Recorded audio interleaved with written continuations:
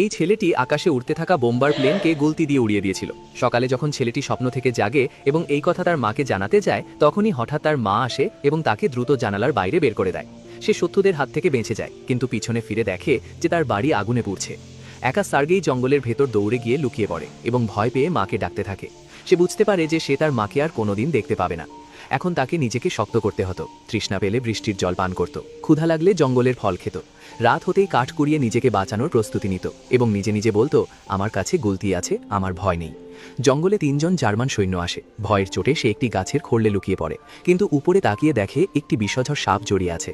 Sergey তার ছোট ছোট হাত দিয়ে মুখ শক্ত করে চেপে ধরে। সে সামান্যতম শব্দও করে না, কারণ সেই মুহূর্তে তার কাছে সাপের চেয়ে সামনে থাকা শত্রুরা বেশি বিপজ্জনক ছিল। যখন জার্মান সৈন্যরা চলে যায়, তখন গৃহহীন সার্গেই আবার জঙ্গলে ঘুরে বেড়াতে থাকে। তার একটি জুতো পুরোপুরি ছিঁড়ে গিয়েছিল, তাই সে গাছের ছাল বেঁধে হাঁটতে শুরু করে। অনেকক্ষণ পর সে পুরোপুরি ক্লান্ত হয়ে যায় এবং পাশে বসে থাকা একটি ইঁদুরকে বলে, তুই আমাকে এভাবে কেন দেখছিস? সৌভাগ্যক্রমে একজন সোভিয়েত গোয়েন্দা তাকে দেখে ফেলে এবং সেনা ক্যাম্পে নিয়ে আসে।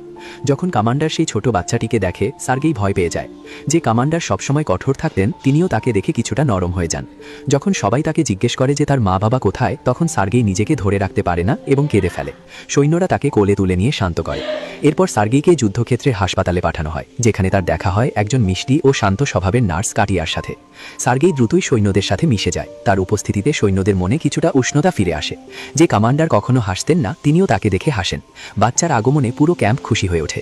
নার্স কাটিয়া চায় সার্গেই যেন এখানেই থেকে যায়, কিন্তু কমান্ডার মানা করে দেন। তিনি তাকে অন্য কোথাও পাঠানোর সিদ্ধান্ত নিয়েছিলেন। সার্গেই কাঁদে না, বরং কমান্ডারই নিজের আবেগ লুকানোর চেষ্টা করেন। যাওয়ার সময় তিনি নিজের হাতে তৈরি একটি খেলনা বন্দুক সার্গেইকে দেন। সার্গেই খাকে জোরে জোরে ধরে। তখন কমান্ডার বুঝতে পারেন যে আসলে তিনি নিজেই সার্গেইকে ছাড়া থাকতে পারবেন না। তিনি তাকে জিজ্ঞেস করেন, তুমি কি আমার বন্ধু হবে?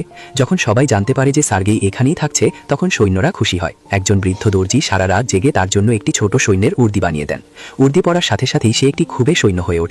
মাত্র 6 বছরে সার্গেই বাকি সৈন্যদের মতোই নিয়ম মেনে চলত। শুধু কমান্ডার তার প্রতি একটু নরম থাকতেন। কিন্তু যুদ্ধ বাচ্চাদের জন্য সহজ নয়। একটি লড়াইয়ের পর সার্গেই দেখে যে সৈন্যরা একটু আগে হাসছিল, তারা পরের মুহূর্তেই আহত হয়ে পড়ে আছে। সে যা করতে পারত তাই করত, সাহায্য করত, গান গাইত।